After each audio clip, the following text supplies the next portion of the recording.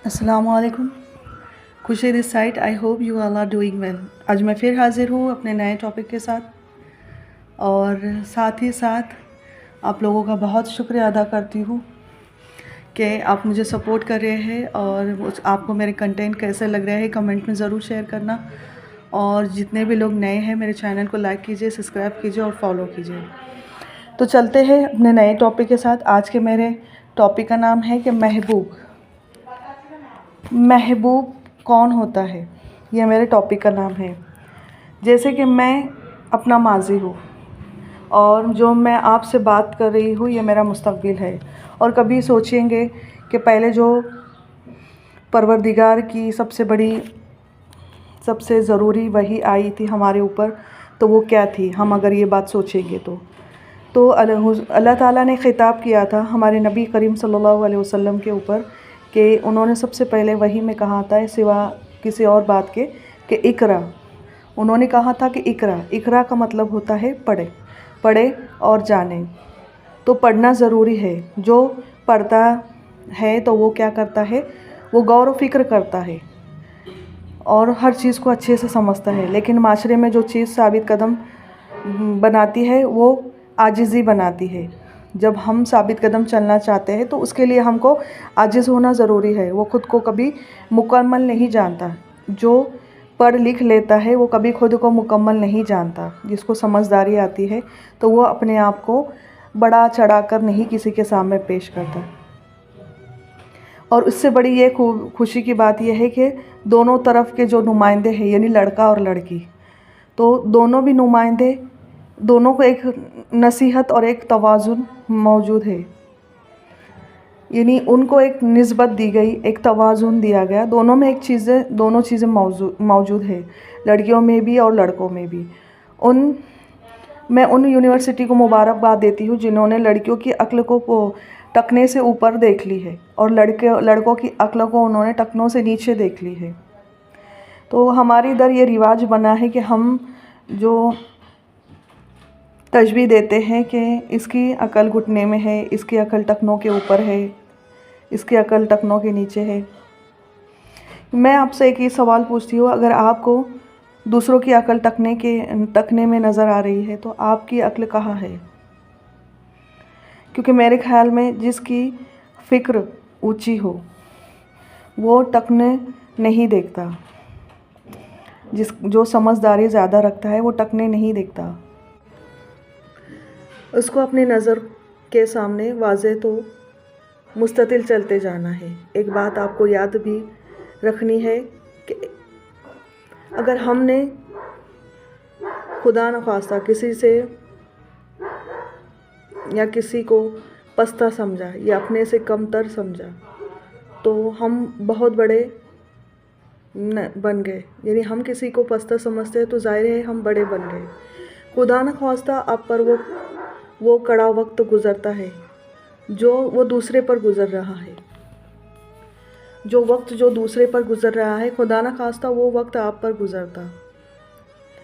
आपने बहुत से पॉलिटिशियन को देखा होगा कि उन जैसी ज़बान बोलने वाला दूसरा कोई हो ही नहीं सकता। वो अपनी ज़बान को कितना बड़ा चढ़ाकर वो बात करते हैं कि खुदा को जो बातें ज़ैब देती है तो वो एक सादा सा इंसान तकब्बुर करता है। इंसान का जो तकब्बुर करता है वो इंसान का हिस्सा नहीं है।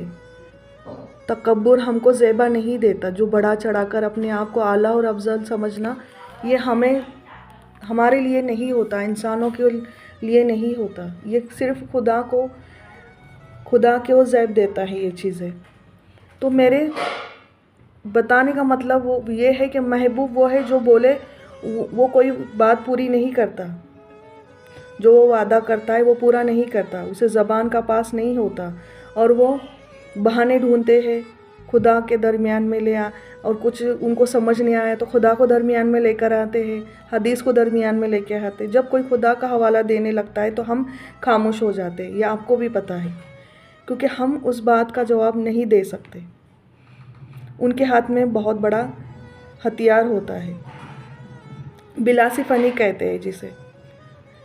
ये उनकी कमीनगी کی انتہا ہوتی ہے، یعنی جب ان کی بات کوئی مان نہیں رہا ہے تو وہ بیچ میں کیا کرتے ہیں، خدا، رسول، سنت، فرض، یہ چیزیں لے کر آتے ہیں، اور پھر ان کے ہاتھ میں جب ایسا ہتھیار ہوگا تو اس کے بعد ہم کچھ نہیں بول سکتے ہیں۔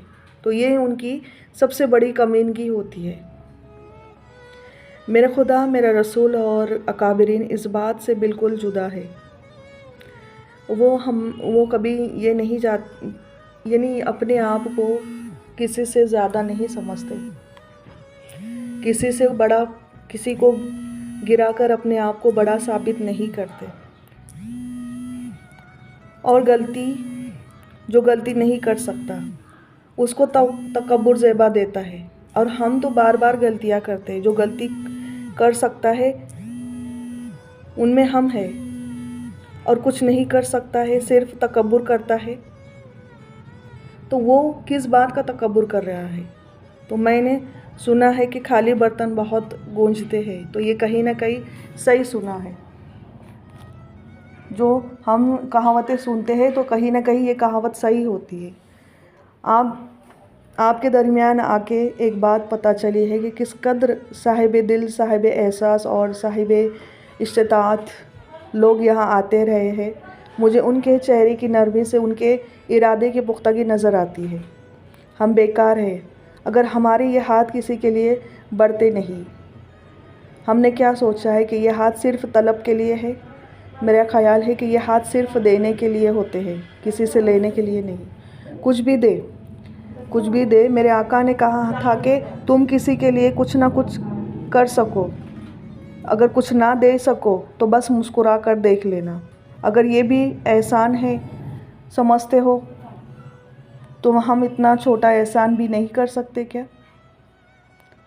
میرے رب نے کہا تھا کہ تمہارا صرف ایک لباس ہونا چاہیے، اور آج ہم کسی سے ملتے ہیں تو اس کا لباس دیکھتے ہیں، اس کا دین دیکھتے ہیں، اس کا ایمان چیک کرنے کی کوشش کرتے ہیں، کس کو مانتا ہے، کیسے کپڑے پہنتا ہے، کس کے بیچ میں رہتا ہے، کیسے نماز پڑھتا ہے، ہر چیز ہم اس سے پوچھتے ہیں، کس کو فالو کرتا ہے، جو کہ ہمارے رب کے پوچھنے کے سوالات ہیں، تو وہ ہم عام انسان سے پوچھتے ہیں۔ تو میرے رب کیا کہتا ہے؟ اپنے لیے اپنے کو مجھ کو مالک تسلیم کر لو، تم اپنے مالک کی خدمت اس طرح کرو۔ یعنی اللہ نہیں چاہتا کہ اس کی خدمت ہم کریں، ہاں وہ چاہتا ہے کہ اس کے مخلوق کی ہم خدمت کریں، مخلوق کا خدمت کر کے ہم اللہ کی خدمت کریں گے۔ جو مخلوق کی خدمت کریں گا وہ میری خدمت کریں گا، یہ اللہ کہتا ہے۔ دراصل وہ خالق کی خدمت کرے گا، یعنی ہم کس کی خدمت کریں گے؟ مخلوق کی خدمت کریں گے تو خالق کی خدمت کریں گے۔ اللہ نے کوئی یونیفارم نہیں بنایا، کوئی یونیفارم کا پابند نہیں بنایا، ہمیں آزادی سے جینے کے لیے کہا، لیکن آج ہم کسی نہ کسی چیز میں بندھ جاتے ہیں اور اپنے آپ کو ڈپریسڈ محسوس کرتے ہیں۔ تو ایمان اور ہمارا اسلام بہت آسان ہے، کسی کی محتاجی کی زندگی نہیں ہے کہ ایسے کرو ویسے کرو، یہ کرو وہ کرو، کوئی ریسٹرکشنز نہیں ہے، بہت سیدھا سادہ ہے۔ تو چیزوں کو سمجھے، پڑھے اور اپنے حساب سے زندگی فالو کرے ان چیزوں کے ساتھ۔ ملتے ہیں نیکسٹ ٹاپک میں۔ اللہ حافظ، ٹیک کیئر، بائے بائے۔